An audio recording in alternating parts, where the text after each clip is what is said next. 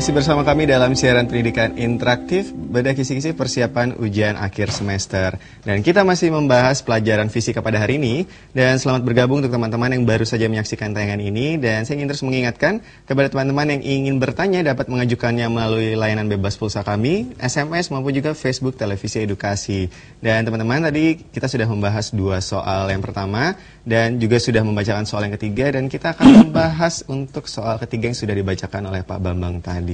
Iya, Pak Bambang, silakan. Tadi kita sudah masuk ke soal nomor 3, Pak Bambang ya? Iya. Ya, untuk masih berkaitan dengan induksi elektromagnetik. Silakan Pak Bambang.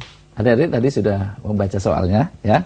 Perhatikan gambar transformator, sebelah kiri input, sebelah kanan outputnya. Kemudian sebelah kiri itu inputnya itu 200 volt tegangannya. Dan sebelah kanan itu ditanya berapa tegangannya. Sementara perbandingan lilitan primer dan sekundernya 20:1 ya. Sudah ketemu adik-adik? Ya, kalau mengerjakan ini bisa menggunakan perbandingan tegangan VP banding VS sama dengan NP banding NS. Ya, ini primer dan sekunder, jumlah lilitannya, ini tegangannya. Tegangannya di sini 200 dibanding VS sama dengan NP-nya ini 20:1. Ya, berarti kalau gitu VS sama dengan 200/20. Iya. Ya, 200/20 berarti sama dengan 10. 10 ya. Ya, 10 volt. Oke, berarti transformator ini tergolong transformator step down karena menurunkan tegangan ya dari 200 menjadi 10 volt. Ya. Jelas adik ya? Jadi jawabannya apa ya? Ya, karena perbandingan lilitannya 20:1, maka perbandingan tegangannya juga 20:1 ya. Kalau inputnya 200 berarti outputnya 10 volt. Iya, baiklah Pak Bambang dan teman-teman sekalian, itu dia tadi soal kita yang ketiga. Dan tampaknya sudah ada pertanyaan dari teman-teman di rumah melalui SMS di nomor 08216493 sekian. Pertanyaannya adalah, jelaskan rumus hubungan daya transformator dan jumlah kumparan. Ya, terima kasih untuk teman-teman yang sudah mengajukan pertanyaan dan segera kita jawab dan bahas bersama Pak Bambang di sini. Pak Bambang. Ya, tadi ada teman-teman bertanya, jelaskan rumus hubungan daya transformator dan jumlah kumparan. Dan jumlah kumparan. Jumlah kumparan. Hubungan daya transformator dengan jumlah kumparan. Silahkan pembahasannya seperti apa, Pak? Ya, pintar sekali pertanyaannya. Pertanyaan dari SMS tadi ya? Dari melalui SMS. Oke, ya. Jadi hubungannya daya dengan jumlah lilitannya. Daya itu P. Daya itu P. P itu V kali I. Ya. P itu V kali I. Nah, pada setiap transformator, jadi kalau misalnya ini transformator seperti ini, ya, ini input, ini output, maka kalau tidak diketahui dalam soal itu, maka daya di input dengan daya output, ya, itu dianggap sama. Ya, kalau tidak diketahui secara khusus bahwa efisiensinya dari transformator itu berapa, maka dianggap bahwa daya input sama dengan daya output. Ya. Nah, kalau begitu sekarang hubungannya dengan jumlah lilitan. Nah, jumlah lilitan NP tadi banding NS itu sama dengan VP banding VS. Ini hubungannya ya. Sementara daya itu kan V kali I. Itu sebabnya kalau NP dibanding NS, kalau kita ingin tahu I-nya, maka ingat I-nya ini harus dibalik, ini S, ini P. Ya. Jadi perbandingan antara jumlah lilitan primer dengan lilitan sekunder sama dengan perbandingan kuat arus sekunder banding kuat arus primer. Tapi kalau dengan tegangan itu P S, P, S, ya. NP banding NS sama dengan VP banding VS. Tapi kalau NP banding NS, kalau I, maka IS banding IP. Ya. Ini, nah, karena P adalah VI, ya. Itu sebabnya hubungannya antara P dengan N seperti ini. Karena pada transformator, sekali lagi saya katakan, kalau tidak diketahui efisiensinya, maka P input dianggap sama dengan P-nya output. Ya, sehingga berlaku rumus ini. Ya. Iya. Baik, terima kasih Pak Bambang. Dan itu dia tadi pembahasan dan jawaban dari Pak Bambang atas pertanyaan dari teman-teman di rumah. Dan teman-teman sekalian, kita akan langsung segera melanjutkan ke soal yang keempat. masih membahas mengenai induksi elektromagnetik. Silakan Pak Bambang. Ya, ya kali ini kita akan menghitung kuat arusnya. Kuat arusnya. Ya. Kalau rumusnya yang baru saja kita bahas, sekarang ini contohnya ya. Adik-adik diminta untuk bisa menjelaskan, di sini disajikan gambar transformator dengan daya dan tegangan primernya diketahui. Siswa diminta harus dapat menghitung kuat arus sekundernya. Ya, jadi yang diketahui ini daya, kemudian tegangan primer, tapi adik-adik harus bisa menghitung kuat arus sekundernya. Sekunder. Ya.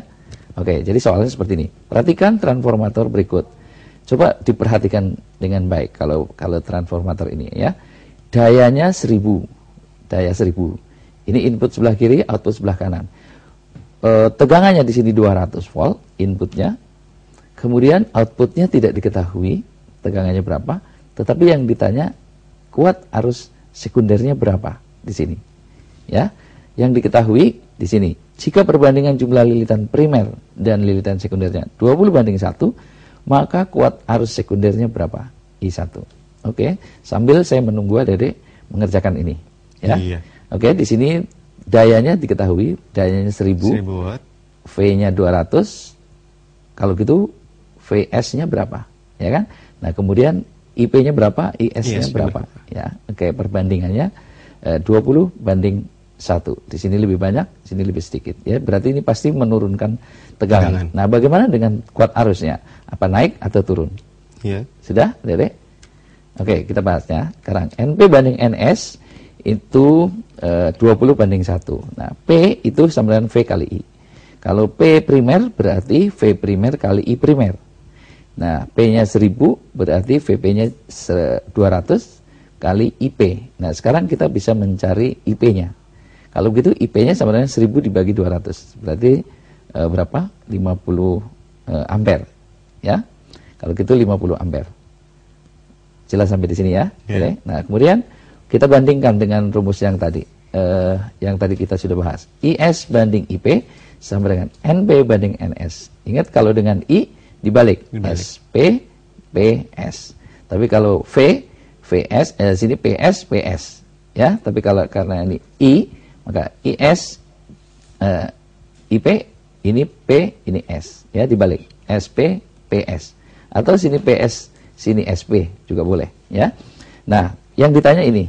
Yang ditanya IS. Kalau gitu gampang. IS sama dengan IP-nya 5 sudah ketahuan di sini. Nah, NP banding NS-nya sudah tahu 20:1.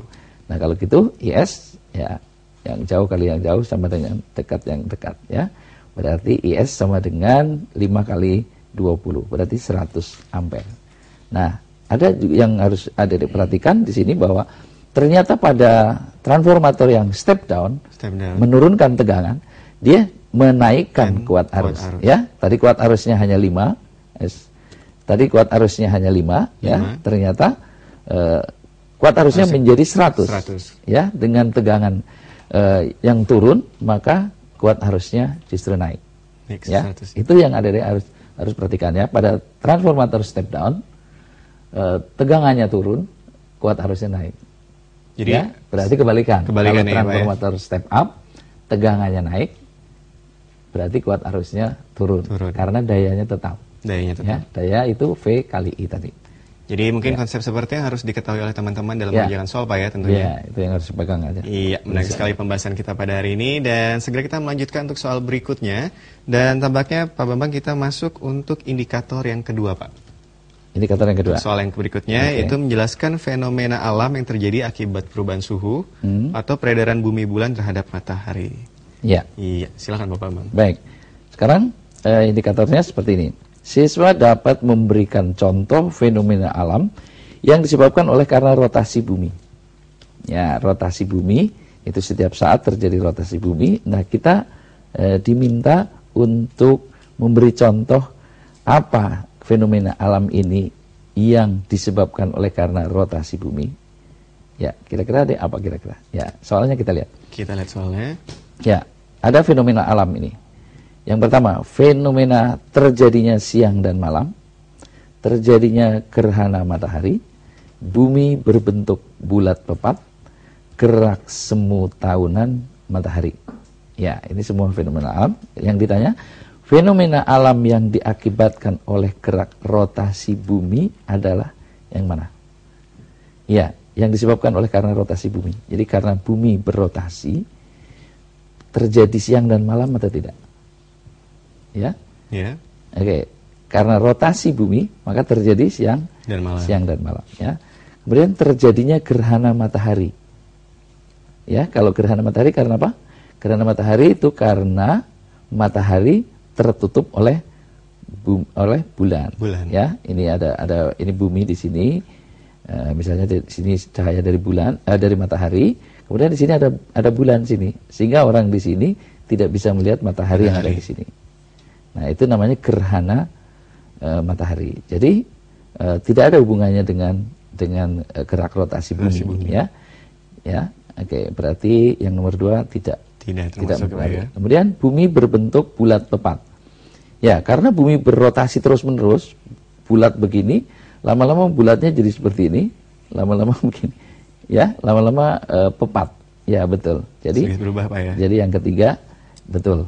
Ya, bumi berbentuk bulat pepat. Kemudian gerak semu tahunan matahari.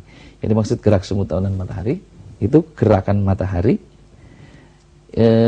Kalau misalnya gerak semu harian itu dari timur ke barat. Baik. Nah, itu disebabkan oleh karena rotasi bumi. Karena bumi berrotasi, maka matahari sepertinya bergerak dari timur ke barat. Baik. Ya, tapi ini kalau tahunan itu gerakannya. Jadi kalau misalnya bulan Juni ada di, misalnya bulan Maret itu ada di Khatulistiwa. Nanti kalau mau ke arah bulan Desember, nanti dia akan menepi ke 23,5 derajat. Ya, kemudian nanti bulan Juni langsung masuk lagi, gitu ya. Jadi itu namanya gerak tahunan, gerak semu tahunan. Jadi itu disebabkan oleh karena revolusi.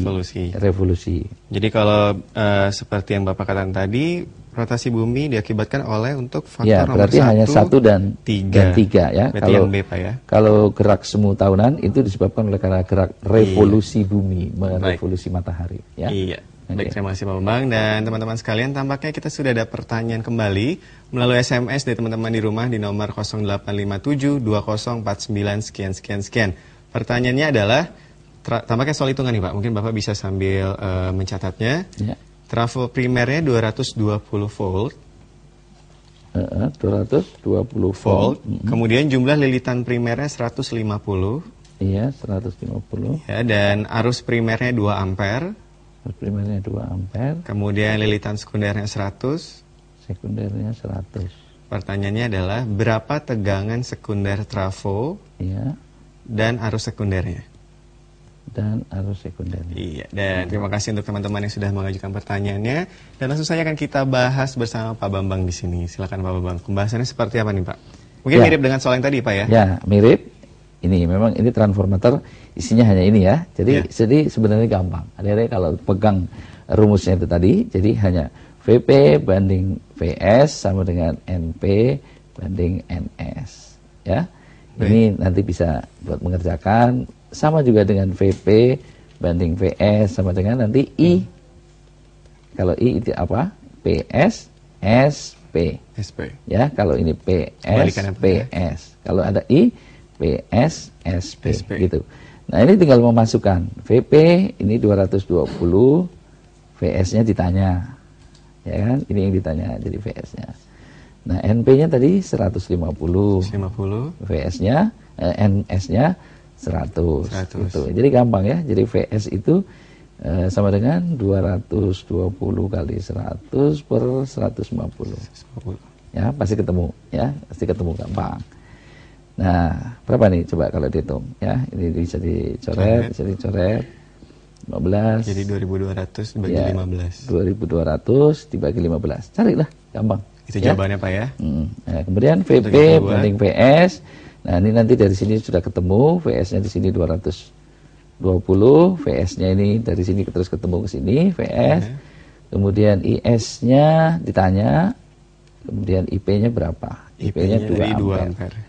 Ya, jadi IS itu nanti ketemunya sini 220 kali 2 ampere per VS ya. Nah, VS-nya tadi dari sini tinggal masukkan. Dari soal yang pertama Pak ya. Ya. Iya, baik, terima kasih Pak Bambang. Dan itu tadi pembahasan dan jawaban dari Pak Bambang mengenai pertanyaan dari teman-teman di rumah. Dan teman-teman sekalian, kita masih akan terus melanjutkan untuk soal-soal berikutnya. Oleh karena itu teman-teman jangan kemana-mana karena siaran pendidikan interaktif masih akan kembali setelah yang satu ini.